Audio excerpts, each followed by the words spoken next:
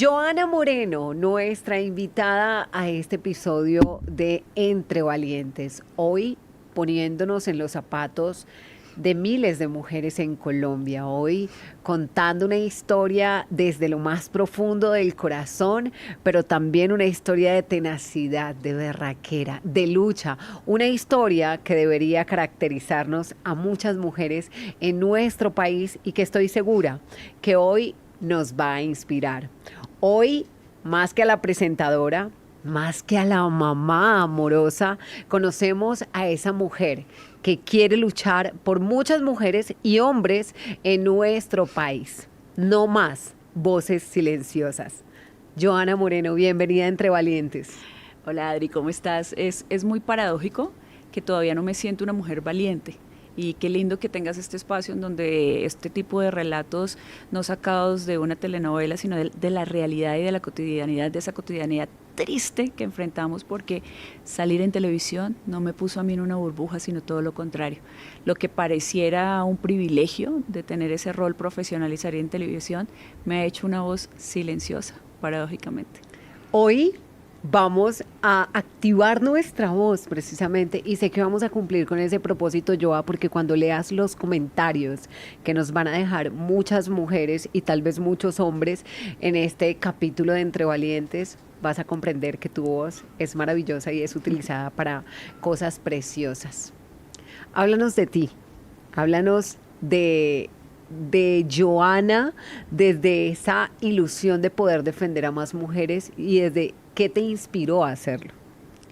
Me inspiró tener a mi hija en brazos, vivir un momento muy grotesco, recién nacida mi hija, y entender que el miedo no podía seguir siendo el victorioso en mi vida. Y cuando veo a mi hija en ese momento, en ese marco de vulnerabilidad, digo, yo no quiero que mi hija repita esta historia, no quiero que mi hija crezca y se forme creyendo que se puede normalizar la tirada de puerta, la levantada de voz, las frases grotescas.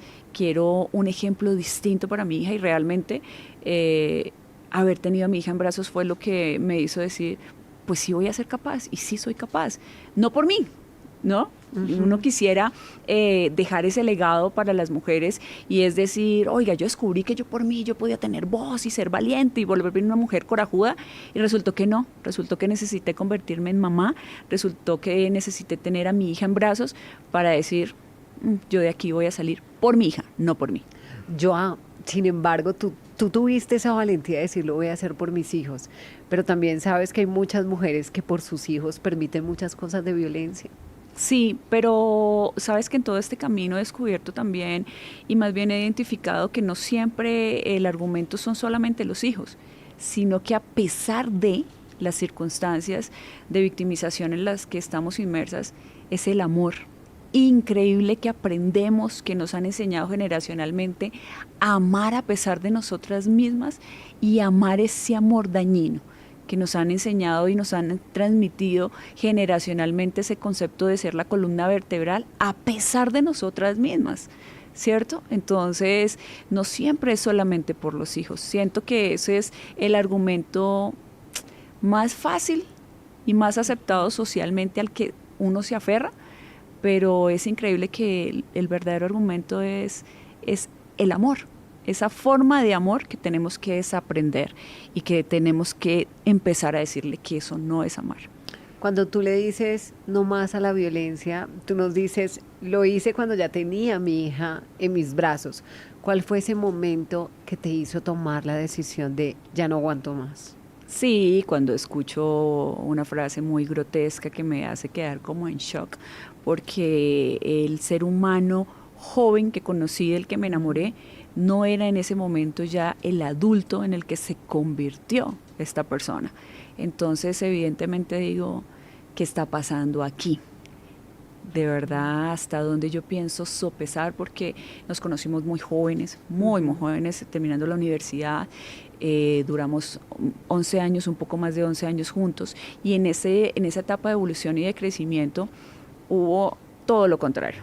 una involución educacional, no había valores, no había principios, no había educación, las cosas mínimas que debe resguardar un ser humano en sí mismo para vivir en comunidad. Y ahí digo como, no, esto no es conmigo definitivamente. Tal vez muchas personas dicen, uy, debe ser que le dio una golpiza, la dejó en una clínica, hospitalizada. A veces creemos que esa es la única forma de ejercer violencia sobre otra persona, pero resulta que también está la violencia económica, la violencia psicológica, que trae mucho daño sobre el ser humano, y tal vez tu caso no era verte regando sangre en una casa, en una clínica, sino que venían otro tipo de violencias en medio de esta relación. Claro, y te digo que si cuando estamos con un morado en la piel, cuando estamos con sangre en nuestro cuerpo, aún así escuchamos que, ay, pero eso no pasa nada, ¿sabes? Si aún así es justificable, imagínate a quienes no hemos tenido sangre en nuestro cuerpo para decir que evidentemente también nos están maltratando. Pero es por lo mismo, porque no hemos podido desaprender que las violencias a mí misma, Adri, al principio yo me cuestionaba y me quedaba como pensando cuando me preguntaban, ¿pero él te pegaba? Porque incluso de tu lado, cuando me entrevistan o cuando nos preguntan a las mujeres que hemos tenido la capacidad de ir subiendo poco a poco el volumen de la voz, no para hablar fuerte, sino para empezar a encontrar la voz que teníamos por allá escondida, porque el miedo no nos permitía hablar, es como que realmente se hace tan difícil decir, oiga, es que yo también vivo violencias. Es mucho más difícil cuando no hay evidencia física para que te crean, porque incluso teniendo los golpes, la primera sensación y la primera frase espontánea es, ¿quién sabe qué habrá hecho para que le hubieran hecho eso?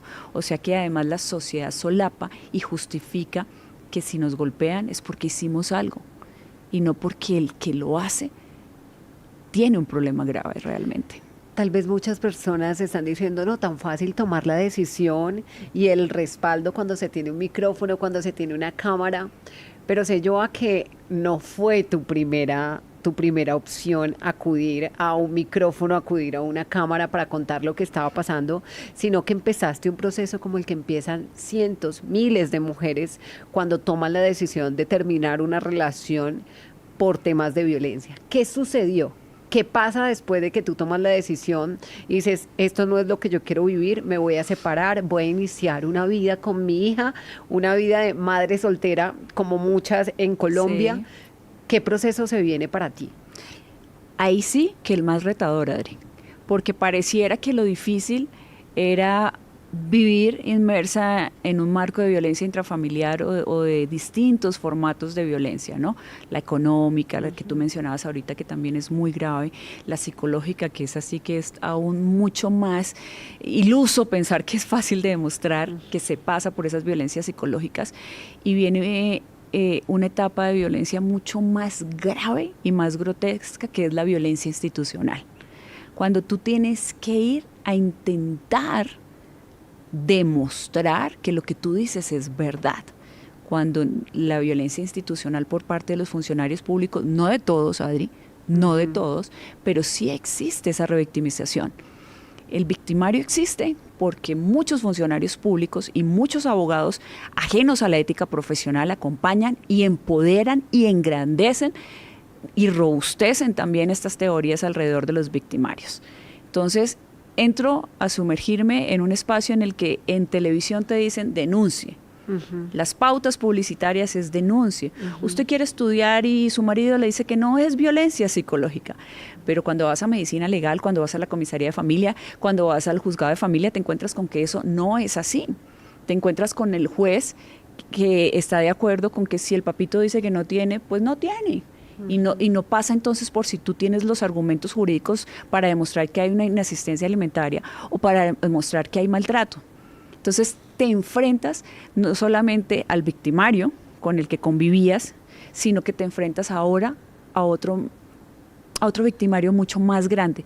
Y este sí que con un poder legislativo y jurídico claro, que toma decisiones. Que fractura realmente la familia. Porque tú te puedes lograr sacar del lado del victimario que te agrede, que te violenta psicológicamente, que te violenta económicamente, y buscar un refugio. Pero cuando tú vas y buscas la institucionalidad, y esta institucionalidad empieza a darle un giro totalmente distinto y adverso a lo que es la norma, porque las normas están bien escritas en el papel. Tenemos un montón de normas que nos resguardan. No necesitamos más leyes para esto. Pero desafortunadamente tenemos a funcionarios a los que no capacitan, funcionarios a los que les permiten tener una autonomía jurídica subjetiva. Porque yo, por ejemplo, duré con un proceso penal de inasistencia alimentaria más de 4 años para que algo ocurriera y para que hubiese un fallo, pero tengo hoy en día un proceso jurídico que me tiene con un pie en la cárcel y otro afuera, y es que sí, es 50-50 porque pues un fiscal tomó la decisión de abrazar a una persona que hoy en primera instancia tiene un fallo condenatorio por inasistencia alimentaria e ir en persecución hacia mí. Y cuando te digo es una persecución hacia mí es porque evidentemente no hay un argumento fáctico y sin embargo yo tengo que ir ahora a un juicio a decir que no soy responsable, pero además están pidiendo la condena máxima de 12 años intramurales. Entonces dices, ¿qué pasa?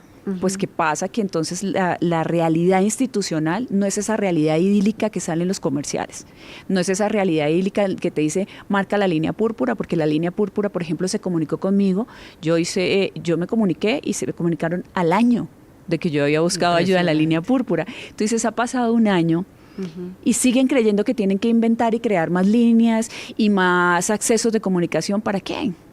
Cuando ya uno está quizás muerto, cuando uno ya la cárcel. Está en la cárcel, por ejemplo, en mi caso, porque es una posibilidad, es una opción. Yo hoy, claro, voy a ir a un juicio, y claro que tengo abogados, y claro que voy a llevar mis pruebas, pero sin embargo también hay otro 50% que no sé qué va a pasar. Yo a muchas personas ya se están preguntando, ¿cómo así? Estabas luchando por ti, por tu tranquilidad, sobre todo por la de tu hija, porque tú misma lo dijiste, más que pensar en ti, estabas pensando en el entorno de tu hija. Sé que en medio de este proceso incluso llegó un momento donde esta persona logra arrebatar de tus brazos a tu hija, pero también me dices que terminas en medio de un proceso legal que hoy te podría llevar incluso a la cárcel. ¿Cuál es ese proceso legal y cómo una mamá que tomó una decisión de proteger a su hija, de proteger su integridad, termina en medio de un proceso jurídico?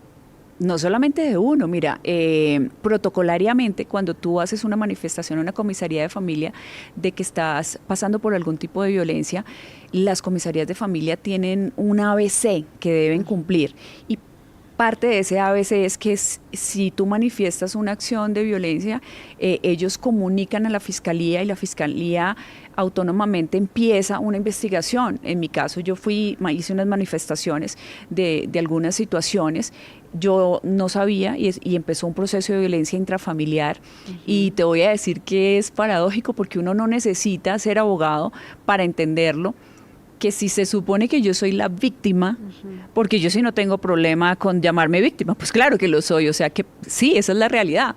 En ese momento el juez no toma una decisión jurídica y un fallo sobre si realmente estoy viviendo violencia intrafamiliar o no y lo encuentra responsable a él o no, o sobre unas lesiones personales, sí o no, sino que termino yo con un fallo en mi contra en donde el juez dice que además lo que hace es compulsarle copias a la Fiscalía General de la Nación por un supuesto uso arbitrario de la custodia.